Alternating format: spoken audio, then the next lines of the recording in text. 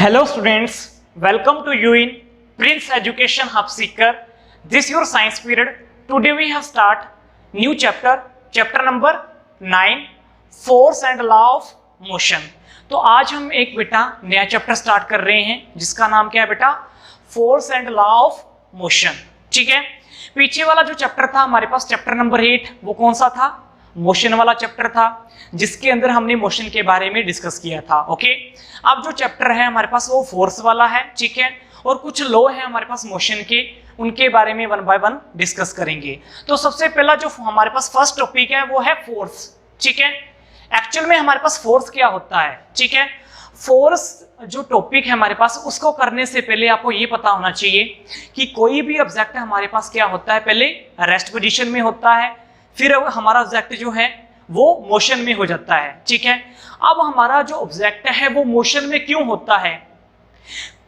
हमारे पास कोई भी ऑब्जेक्ट हो बेटा, वो मोशन में क्यों होता है, इसके पीछे रीजन हमें पहले नहीं पता था. जैसे जैसे टाइम बीतता गया तो हमें इसके पीछे का रीजन पता लगा कि जब हम किसी बॉडी के ऊपर फोर्स ज्यादा अप्लाई कर देते हैं तो वो बॉडी जो है हमारे पास, उसका मोशन भी क्या हो जाता है, ज्यादा हो जाता है. कैसे, मान लो कोई हमारे पास कार है. ठीक है, वो हमारे पास क्या हो रही है, किसी स्पीड से मूव कर रही है, मान लो वो 40 की स्पीड से मूव कर रही है. ठीक है, फिर उसके ऊपर हम और ज्यादा फोर्स अप्लाई करेंगे तो हमारे पास क्या होगा, कार 50 की स्पीड से या 60 की स्पीड से या 70 की स्पीड से क्या करने लग जाएगी, मूव करने लग जाएगी. इसका मीनिंग हमारे पास एक ऐसी क्वांटिटी जो कि क्या कर रही है बेटा, कार की स्पीड को भी क्या कर रही है, चेंज कर रही है. इसका मीनिंग हमारे पास मोशन जो है उसका अंदर जो भी चेंज आ रहा है, ठीक है, जो भी मोशन के अंदर चेंज आ रहा है हमारे पास, मान लो मोशन है वो रेस्ट में हो रहा है या उसकी स्पीड और ज्यादा इंक्रीज हो रही है, वो किसकी वजह से हो रही है बेटा, फोर्स की वजह से हो रही है. तो फोर्स के बारे में जानते हैं कि फोर्स हमारे पास एक्चुअल में है क्या. ठीक है, तो हमारे पास कोई भी ऑब्जेक्ट है. ठीक है, मान लो कोई भी ऑब्जेक्ट हो वो मोशन में हो. ठीक है, मान लो कोई भी ऑब्जेक्ट है वो मोशन में है, वो मोशन में क्यों हुआ, उसके पीछे रीजन क्या था. मान लो कोई ऑब्जेक्ट है, ठीक है, वो रेस्ट में पड़ा हुआ है. ठीक है, जब हमने उसके ऊपर पुश किया या हमने क्या किया, पुल किया, या हमने क्या किया, हिट किया या किक किया, तो इतना ज्यादा कुछ हमने जब पुश पुल करना या हिट करना या किक करना, इसी चीज को हम क्या बोलते हैं बेटा, फोर्स बोलते हैं. ठीक है, तो फोर्स हमारे पास है क्या, सुनो ध्यान से. फोर्स की डेफिनेशन क्या होगी, it is a physical quantity which either change or tends to change the state of rest or motion of uniform motion of a body. ठीक है, हमारे पास फोर्स जो होता है एक ऐसी फिजिकल क्वांटिटी होती है जो कि हमारे पास क्या करती है बेटा, अगर कोई ऑब्जेक्ट रेस्ट में है तो उसको किस में भेज देगी, मोशन में भेज देगी. अगर कोई ऑब्जेक्ट मोशन में है तो उसको किस में कर देगी बेटा, रेस्ट में कर देगी. इस तरह की क्वांटिटी को क्या बोलते हैं बेटा, फोर्स बोलते हैं. ठीक है, तो किसी चीज के ऊपर पुश करना, पुल करना, हिट करना या किक करना, वो सब हमारे पास किसके अंदर अप्लाई होता है बेटा, फोर्स के अंदर ही अप्लाई होता है. अब इसके अंदर हम ये करेंगे कि कोई ऑब्जेक्ट हमारे पास रेस्ट में है तो वो मोशन में कैसे जाएगा. मान लो कोई बॉल है मेरे पास. ठीक है, तो बॉल को मैंने उठा के फेंक दिया तो मैंने अपना क्या लगाया, मस्कुलर फोर्स लगाया, जिसकी वजह से बॉल मूव करने लग गया. ठीक है, तो वो क्या था, रेस्ट पोजीशन से बॉल किस में चला गया, मोशन में चला गया. अब मोशन से किसी चीज को रेस्ट में लेके आना है तो कैसे लेके आएंगे, इसके पीछे भी रीजन है. मान लो को हमारे पास कोई व्हीकल है. ठीक है, वो हम चला रहे हैं. ठीक है, तो वो मोशन में है, जब हम उसके ऊपर ब्रेक अप्लाई करेंगे तो वो जो व्हीकल है हमारे पास वो किस में चला जाएगा बेटा, रेस्ट में चला जाएगा. ठीक है, तो हमारे पास एक ऐसी फिजिकल क्वांटिटी जिसके अंदर क्या हो रहा है बेटा, कोई चीज रेस्ट में है तो वो मोशन में चली जाएगी, और कोई चीज मोशन में है तो वो रेस्ट में चली जाएगी. ठीक है, जब हम उसके ऊपर क्या अप्लाई करेंगे बेटा, फोर्स अप्लाई करेंगे. ठीक है, तो अब आपको पता लग गया होगा कि फोर्स हमारे पास एक्चुअल में क्या होता है. ठीक है, फिर हमारे पास जो फोर्स है वो क्या क्या करता है किसी ऑब्जेक्ट के ऊपर. मान लो कि हमारे पास कोई बॉडी है जिसके ऊपर हम फोर्स अप्लाई कर रहे हैं. ठीक है, तो उसमें हमारे पास वो बॉडी उसी ओर मूव करेगी जिस ओर हमने क्या लगा रखा है बेटा, फोर्स लगा रखा है. ठीक है, मान लो कोई बॉडी है, ठीक है, जैसे मान लो कि ये है हमारे पास कोई भी चीज हो, ठीक है, ये है हमारे पास मार्कर, तो मैं इसको इस तरफ फोर्स लगा रहा हूं, तो ये बॉडी क्या कर रही है, इस ओर ही क्या कर रही है, हमारे पास मूव कर रही है, ठीक है। और क्या होगा, जब हम किसी बॉडी के ऊपर फोर्स अप्लाई करेंगे तो बॉडी की कई बार क्या हो जाती है बेटा, हमारे पास शेप भी चेंज हो जाती है। कैसे, मान लो हमारे पास बैलून है, ठीक है, तो बैलून को हम प्रेस करेंगे, फोर्स लगाएंगे तो बैलून की शेप क्या होगी, चेंज होगी। तो फोर्स लगाने से हमारे पास क्या होता है, ऑब्जेक्ट की शेप भी चेंज होती है और फोर्स हमारे पास उसी तरफ लगता है जिस और हमारा ऑब्जेक्ट क्या करता है बेटा, मूव करता है, ठीक है। तो ये 2-3 चीजें हैं जो आपको अच्छे से जाननी है, ओके। उसके बाद देखो हमारे पास अगर हम किसी चीज के ऊपर फोर्स लगा रहे हैं तो हमें किन किन चीजों का ध्यान रखना चाहिए। एक तो हम जिस बॉडी के ऊपर फोर्स लगा रहे हैं उसके किस पॉइंट पे लगा रहे हैं फोर्स, वो हमें ध्यान होना चाहिए। मैग्नीट्यूड क्या है फोर्स का, मतलब हमारे पास कितनी फोर्स उसके ऊपर लग रही है, ठीक है, वो ध्यान हमें होना चाहिए। और किस डायरेक्शन में हम फोर्स लगा रहे हैं, ठीक है, ये हमें पता होना चाहिए। मतलब किस बॉडी के ऊपर फोर्स लगा रहे हैं ये हमें देखना है। जैसे मान लो ये मार्कर है, तो मार्कर के ऊपर फोर्स लगा रहे हैं, अब कितनी फोर्स लगा रहे हैं, 1 न्यूटन लगा रहे हैं, 2 न्यूटन लगा रहे हैं, 3 न्यूटन लगा रहे हैं, ठीक है, और किस डायरेक्शन में फोर्स लगा रहे हैं, ये हमें कुछ बातों का ध्यान रखना होगा, ठीक है। उसके बाद आपको पता होना चाहिए कि फोर्स हमारे पास क्या होता है बेटा, वेक्टर क्वांटिटी होती है। कैसे, क्योंकि फोर्स हमारे पास क्या है, मान लो कि मैं फोर्स इस तरफ लगा रहा हूं तो इस फोर्स की कुछ ना कुछ डायरेक्शन है, ये ऑब्जेक्ट इसी ओर मूव कर रहा है और फोर्स इस ओर लग रही है, मतलब डायरेक्शन है। तो जिस फोर्स का हमारे पास क्या हो, मैग्नीट्यूड भी हो और डायरेक्शन भी हो जिस क्वांटिटी का, वो क्वांटिटी हमारे पास कौन सी होती है बेटा, वेक्टर क्वांटिटी। तो फोर्स का क्या है, रिजल्ट भी है कि हम उस ऑब्जेक्ट के ऊपर कितनी फोर्स लगा रहे हैं और किस डायरेक्शन में लगा रहे हैं, तो इसलिए फोर्स हमारे पास क्या है बेटा, वेक्टर क्वांटिटी भी है, ओके। और हमारे पास इसके अंदर क्या है, आगे हम और इसके बारे में और जानेंगे, तो नेक्स्ट और पढ़ते हैं इसके बारे में। देखो आगे नेक्स्ट देखो हम कुछ इंपॉर्टेंट पॉइंट्स हैं जो आपको बताने वाले हैं, जो फोर्स से हमारे पास क्या है बेटा, रिलेटेड हैं, ठीक है। तो फर्स्ट देखो हमारे पास मैंने कहा था कि आपको जो फोर्स है हमारे पास वो क्या करता है, किसी भी ऑब्जेक्ट की शेप को चेंज कर सकता है। जैसे मान लो ये स्प्रिंग है, ठीक है, ये स्प्रिंग है, जब इसको हम क्या करेंगे, स्प्रिंग को कंप्रेस करेंगे, ठीक है, तो हमने क्या लगाया, मस्कुलर फोर्स लगाया, तो स्प्रिंग की शेप क्या होगी, चेंज होगी। तो जब हम फोर्स अप्लाई करते हैं किसी ऑब्जेक्ट के ऊपर तो उसका शेप क्या हो जाता है, चेंज हो जाता है, ठीक है। Force can change shape of the object, ये कह सकते हैं कि जो फोर्स है हमारे पास बेटा वो ऑब्जेक्ट की शेप को चेंज कर सकता है। जैसे मान लो ये बैलून है, ठीक है, बैलून को कंप्रेस करेंगे तो बैलून इस शेप का हो जाएगा, ओके। और हमारे पास फोर्स क्या करता है, मान लो कोई ऑब्जेक्ट रेस्ट में है, ठीक है, तो फोर्स क्या करता है बेटा, उसकी पोजीशन चेंज करता है ऑब्जेक्ट की। मान लो इसके ऊपर फोर्स लगाएंगे तो ये जो ऑब्जेक्ट है वो किस में चला जाएगा, मोशन में। पहले क्या था, रेस्ट में, फिर क्या चला गया, मोशन में। तो फोर्स क्या करता है, ऑब्जेक्ट की पोजीशन को चेंज करता है, ये आपको याद रख लेना है, ठीक है। शेप चेंज करता है, ये भी याद रख लेना है, पोजीशन चेंज करता है, ये भी आपको पॉइंट याद रख लेना है, ओके। और क्या हमारे पास हो सकता है इसके अंदर, और जैसे मान लो कि हमारे पास जो फोर्स है, ठीक है, वो हमारे पास एक्चुअल में कितने टाइप का होता है, ठीक है। आपने सुना होगा छोटी क्लासों के अंदर, आपने सुना होगा जो फोर्स है हमारे पास वो क्या होता है बेटा, जैसे कॉन्टैक्ट फोर्स होता है या नॉन कॉन्टैक्ट फोर्स होता है।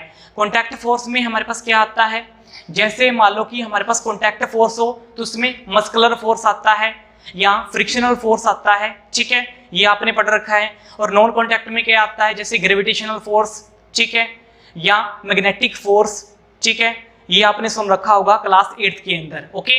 नेक्स्ट हम बात करते हैं, इसके अंदर और 2 टाइप हैं, एक होता है बैलेंस फोर्स और एक होता है अनबैलेंस फोर्स। अब बैलेंस फोर्स और अनबैलेंस फोर्स क्या होता है उसके बारे में जानेंगे। तो फोर्स के हमारे पास 2 टाइप हैं, बैलेंस फोर्स और अनबैलेंस फोर्स।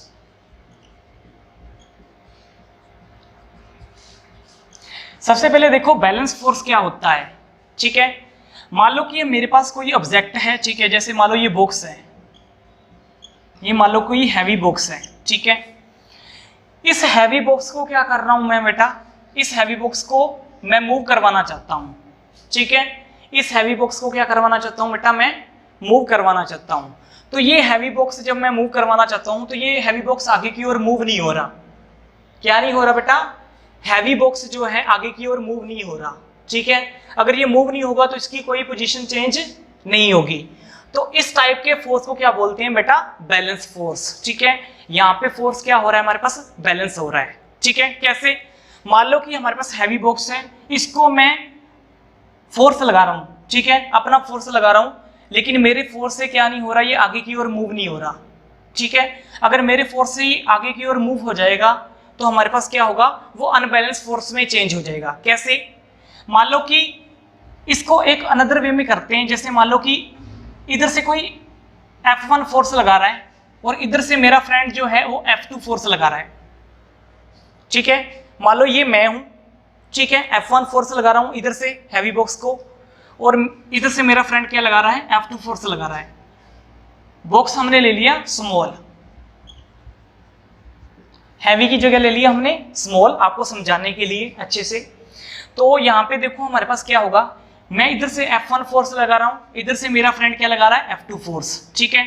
अगर मान लो कि मैंने भी 5 न्यूटन फोर्स लगाया और मेरे फ्रेंड ने भी क्या लगाया, 5 न्यूटन फोर्स लगाया, दोनों ने 5 न्यूटन फोर्स लगाया, तो ये बॉक्स जो है ना तो इधर को मूव करेगा ना इधर मूव करेगा, ठीक है। इस टाइप के फोर्स को क्या बोलते हैं, बैलेंस फोर्स। जब दोनों तरफ हमारे पास क्या हो रहा है, इक्वल फोर्स हमारे पास अप्लाई हो रही है, दोनों हमारे पास जो F2 फोर्स है वो भी इक्वल अप्लाई हो रही है और F1 फोर्स भी क्या हो रही है, इक्वल अप्लाई हो रही है, ठीक है। जिसकी वजह से ये जो स्मॉल बॉक्स है वो ना आगे ना पीछे कहीं पे भी मूव नहीं करेगा, वो वहीं पे एडजस्ट रहेगा। तो इस टाइप की फोर्स को क्या बोलते हैं बेटा, बैलेंस फोर्स बोलते हैं, ठीक है। अब समझ में आया। नेक्स्ट देखो अनबैलेंस फोर्स क्या होता है। अब हम करेंगे अनबैलेंस फोर्स। अनबैलेंस फोर्स क्या होता है, मान लो मैंने 5 न्यूटन फोर्स लगाया और मेरे फ्रेंड ने क्या लगाया, 6 न्यूटन फोर्स लगाया। तो आपको पता होना चाहिए कि जिस तरफ से ज्यादा फोर्स अप्लाई होती है, ऑब्जेक्ट क्या करता है, उधर ही को ज्यादा मूव करता है। मान लो फोर्स हमारी इधर अप्लाई हो रही है, ठीक है, फोर्स हमारी इधर अप्लाई हो रही है, तो 6 न्यूटन फोर्स किससे ज्यादा होती है, 5 न्यूटन फोर्स से ज्यादा होती है। तो ऑब्जेक्ट किस ओर मूव करेगा, इस ओर मूव करेगा। तो इस टाइप की फोर्स को क्या बोलते हैं, अनबैलेंस फोर्स, जहां पे F2 फोर्स जो है ग्रेटर देन है F1 फोर्स से। मतलब मेरे फ्रेंड की जो फोर्स है मेरे से क्या है, ज्यादा है, जिसकी वजह से हमारे पास क्या हो गया, ये ऑब्जेक्ट जो है इस ओर क्या कर गया बेटा, मूव कर गया, जिस ओर ज्यादा फोर्स अप्लाई हो रही है। और इस टाइप के फोर्स को क्या बोलते हैं, अनबैलेंस फोर्स। तो आपको समझ में आ गया होगा बैलेंस फोर्स क्या होता है। जब दोनों साइड से इक्वल फोर्स अप्लाई हो रही है तब हमारे पास क्या हो रहा है, वो ऑब्जेक्ट मूव नहीं कर रहा, तो उसको क्या कहेंगे बेटा, बैलेंस फोर्स। जैसे मैंने आपको बताया था पीछे कि एक हैवी बॉक्स के ऊपर, अब आपको समझ में आएगा, एक हैवी बॉक्स के ऊपर मैं अपनी फोर्स अप्लाई कर रहा हूं और ये ऑब्जेक्ट मूव नहीं कर रहा, तो यहां पे क्या होगी, बैलेंस फोर्स होगी, ओके। अगर मान लो कि हमारे पास कोई ऑब्जेक्ट है वो मूव करने लग गया, ठीक है, अगर कोई ऑब्जेक्ट है मूव करने लग गया, मान लो इसके ऊपर, मान लो कि मैंने फोर्स लगाई तो ये ऑब्जेक्ट मूव नहीं कर रहा, तो ये ऑब्जेक्ट क्या था, बैलेंस फोर्स में था, ठीक है। अगर मेरे साथ मेरा फ्रेंड आ गया, ठीक है, और हम दोनों ने इस हैवी बॉक्स के ऊपर फोर्स लगाया, ठीक है, तो ये ऑब्जेक्ट क्या करने लग गया बेटा, मूव करने लग गया, तो ये ऑब्जेक्ट किस में चेंज हो जाएगा, अनबैलेंस फोर्स में चेंज हो जाएगा। कैसे, क्योंकि ये ऑब्जेक्ट क्या कर गया, मूव कर गया, और यहाँ पे हमारे पास ये जो हैवी बॉक्स है, जो ये बॉक्स मूव क्यों नहीं कर रहा था, इसके पीछे रीजन क्या था, कोई बता सकता है। हैवी बॉक्स हमारे यहाँ पे इसलिए मूव नहीं कर रहा था क्योंकि इसके ऊपर फ्रिक्शन फोर्स अप्लाई हो रहा था। कैसे, फ्रिक्शन फोर्स कैसे अप्लाई होता है, कोई हैवी बॉक्स है, ठीक है, कोई हैवी बॉक्स है, आपको पता है अगर हम फोर्स इसके ऊपर F इधर अप्लाई कर रहे हैं तो हमेशा जो फ्रिक्शन फोर्स है वो हमारा किधर अप्लाई होता है, अपोजिट साइड में। तो फ्रिक्शन ऑफ फोर्स हमेशा इस साइड अप्लाई होता है, ठीक है। और हैवी बॉक्स को हम पुश करते जा रहे हैं लेकिन हैवी बॉक्स क्या नहीं होता, मूव नहीं होता। क्यों नहीं होता, क्योंकि फ्रिक्शन फोर्स हमारे पास क्या है, वहां पे एग्जिस्ट करता है, जिसकी वजह से हैवी बॉक्स क्या नहीं हो रहा, पुश नहीं हो रहा। और जब मेरा फ्रेंड मेरे साथ आ गया तो हम दोनों ने फोर्स इसके ऊपर अप्लाई किया, तो ये जो हैवी बॉक्स था ये मूव करने लग गया। इसका मीनिंग फ्रिक्शन फोर्स से हमारा फोर्स क्या हो गया, ज्यादा हो गया, जिसकी वजह से ये ऑब्जेक्ट आगे की ओर क्या करने लग गया, मूव करने लग गया। तो ये हमारे पास किस में चेंज हो गया बेटा, अनबैलेंस फोर्स में क्या हो गया, चेंज हो गया। ठीक है, तो यही मैं आपको बताना चाहता था कि बैलेंस फोर्स क्या होता है और अनबैलेंस फोर्स क्या होता है। एक दो और एग्जांपल सुनो। जैसे मान लो कि मैं बाईसाइकिल पे हूं, ठीक है, मैं बाईसाइकिल की पेडलिंग कर रहा हूं, बाईसाइकिल को चला रहा हूं, तो मैंने पेडलिंग करना स्टॉप कर दिया, तो आपको पता है कुछ देर के बाद बाईसाइकिल रुक जाएगा। तो बाईसाइकिल रुका क्यों, फ्रिक्शन फोर्स की वजह से, क्योंकि फ्रिक्शन फोर्स धीरे धीरे ज्यादा हो गया और बाईसाइकिल मेरा रुक गया। अगर मैं पेडलिंग करता जाऊंगा तो फ्रिक्शन फोर्स से मेरा फोर्स क्या होगा, ज्यादा होगा, इसलिए बाईसाइकिल आगे की ओर क्या करेगा, मूव करेगा। तो वहां पे क्या होगा, अनबैलेंस फोर्स होगा। ठीक है, जब मैं पेडलिंग कर रहा हूं तो मेरा फोर्स जो है फ्रिक्शन फोर्स से ज्यादा हो रहा है और बाईसाइकिल आगे की ओर क्या कर रही है, मूव कर रही है। तो वो भी एग्जांपल किसका होगा बेटा, अनबैलेंस फोर्स का। ठीक है, तो इसमें आपने समझा कि बैलेंस फोर्स क्या होती है और अनबैलेंस फोर्स क्या होती है। बैलेंस फोर्स वो होती है दोनों साइड से अगर इक्वल फोर्स अप्लाई हो रही है तो वो ऑब्जेक्ट मूव नहीं कर रहा, तो वो बैलेंस फोर्स है। अगर मान लो कि एक ऑब्जेक्ट का फोर्स दूसरे ऑब्जेक्ट से ज्यादा है तो हमारे पास वहां पे क्या करेगा, वो ऑब्जेक्ट मूव करने लग जाएगा उसी डायरेक्शन में जिस डायरेक्शन में ज्यादा फोर्स अप्लाई हुई है, तो वो क्या बन जाएगा बेटा, अनबैलेंस फोर्स बन जाएगा। Any doubt. नेक्स्ट है हमारे पास टॉपिक बेटा न्यूटन्स लॉ ऑफ मोशन। ठीक है, न्यूटन्स लॉ ऑफ मोशन पढ़ने से पहले हमें किसके बारे में जानना है बेटा, एक अनदर साइंटिस्ट के बारे में जानना है जिसके बारे में आपकी बुक के अंदर दे रखा है, जिसका नाम क्या है बेटा, गैलीलियो। ठीक है, गैलीलियो एक ऐसा साइंटिस्ट है जिसने हमें मोशन के बारे में बताया था।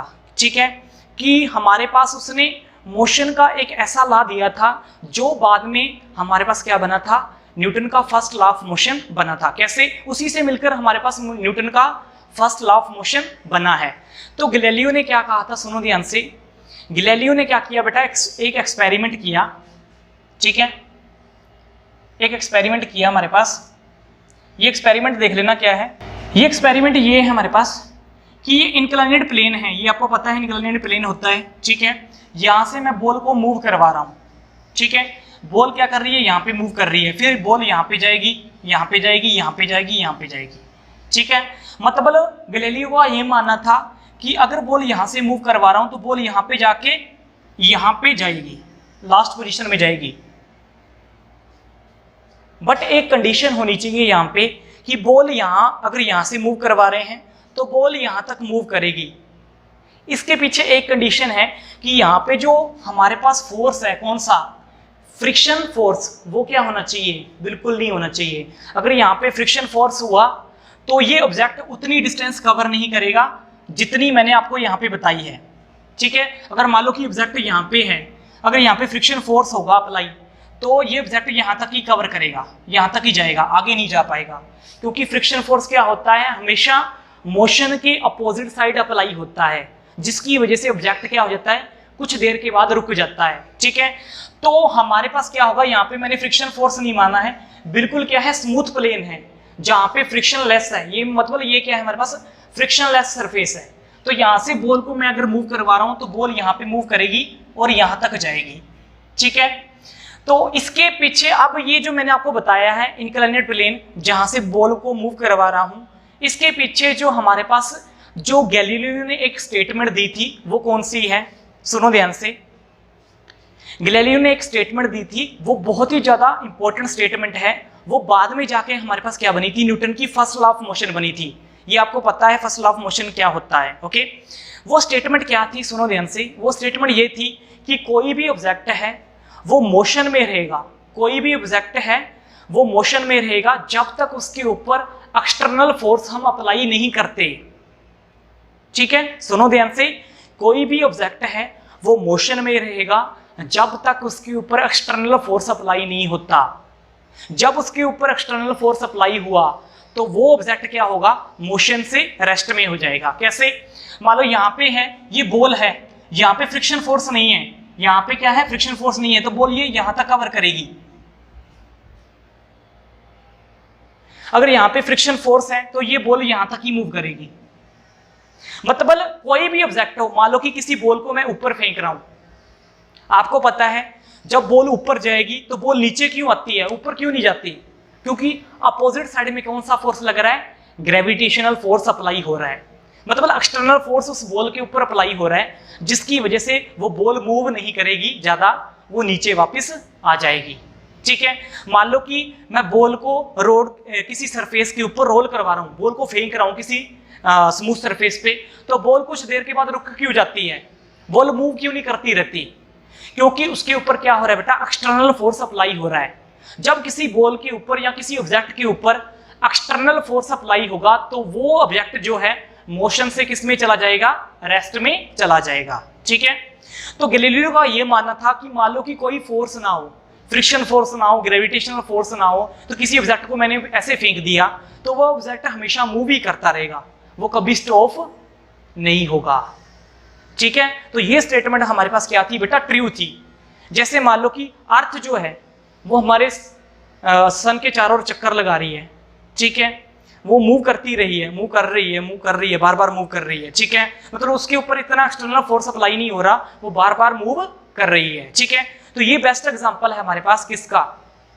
कि इसकी स्टेटमेंट का, गैलीलियो की स्टेटमेंट का, कि कोई भी ऑब्जेक्ट है वो मोशन में रहेगा जब तक उसके ऊपर एक्सटर्नल फोर्स हम अप्लाई नहीं करते। ठीक है, तो ये जो स्टेटमेंट थी गैलीलियो की, ये बहुत ज्यादा इंपॉर्टेंट स्टेटमेंट थी, जो बाद में जाके हमारे पास क्या बनी? Newton first law of motion बनी।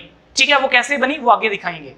तो गैलीलियो की स्टेटमेंट का आपको पता है, गैलीलियो की स्टेटमेंट को ध्यान में रखते हुए न्यूटन जो था हमारे पास, इजाक न्यूटन, आपको पता है इजाक न्यूटन के बारे में। इजाक न्यूटन ने गैलीलियो की स्टेटमेंट को ध्यान में रखते हुए उसके ऊपर काफी ज्यादा क्या किया? एक्सपेरिमेंट किया। और उसने क्या किया बेटा? हमारे पास 3 लॉ बनाए किसके? मोशन के। ठीक है, न्यूटन ने क्या किया बेटा? 3 लॉ बनाए मोशन के। उसको क्या बोलते हैं? Newton's law of motion. जो उसने 3 रूल बनाए थे मोशन के ऊपर, वो हमारे पास क्या होते हैं बेटा? Newton's law of motion.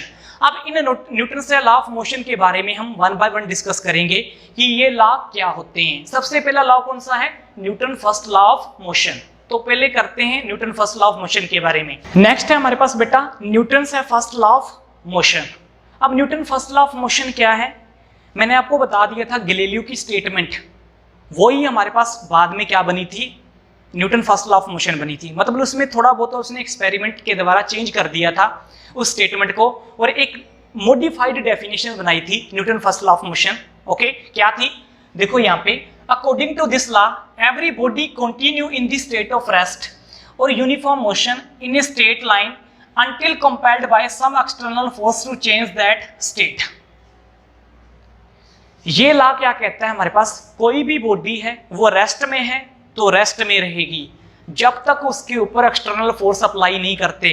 मान लो ये मार्कर पड़ा है यहाँ पे, किस में है? रेस्ट पोजीशन में है। जब तक मैं इसको उठाऊंगा नहीं, लो अप्लाई हो रहा है, बिल्कुल सही है लो, कि जब तक मैं इस मार्कर को मैं उठा नहीं देता तब तक ये मोशन में नहीं जाएगा। ठीक है, और दूसरा क्या कहता है इसके अंदर? कि कोई भी बॉडी है हमारे पास मोशन में है तो मोशन में रहेगी जब तक उसके ऊपर एक्सटर्नल फोर्स अप्लाई नहीं करते। कैसे? अर्थ रोटेट कर रही है सन के चारों ओर, या मून रोटेट करता है अर्थ के चारों ओर, रोटेट कर रहा है। अब उसके ऊपर कोई फोर्स अप्लाई हो रही है?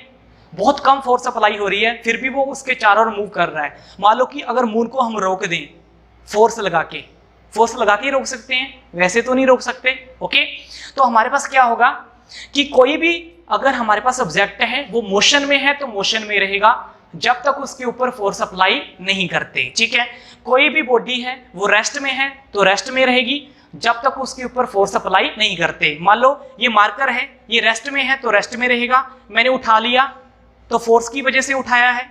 मान लो कि कोई व्हीकल है, ठीक है, उसकी रेस दे रहे हैं तो वो मूव करता रहेगा, बार बार मूव करता रहेगा। जब हमने व्हीकल का रेस डाउन कर दिया, छोड़ दिया, तो कुछ देर के बाद रुक जाएगा। क्यों रुका? क्योंकि फ्रिक्शन फोर्स ज्यादा हो गया, जिसके कारण व्हीकल क्या हो गया? रुक गया।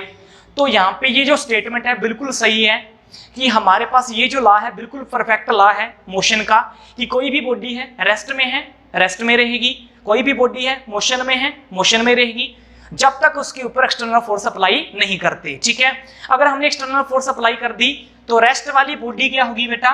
रेस्ट वाली बॉडी किस में चली जाएगी, मोशन में चली जाएगी जब हमने फोर्स अप्लाई कर दिया, और मोशन वाली बॉडी किस में चली जाएगी,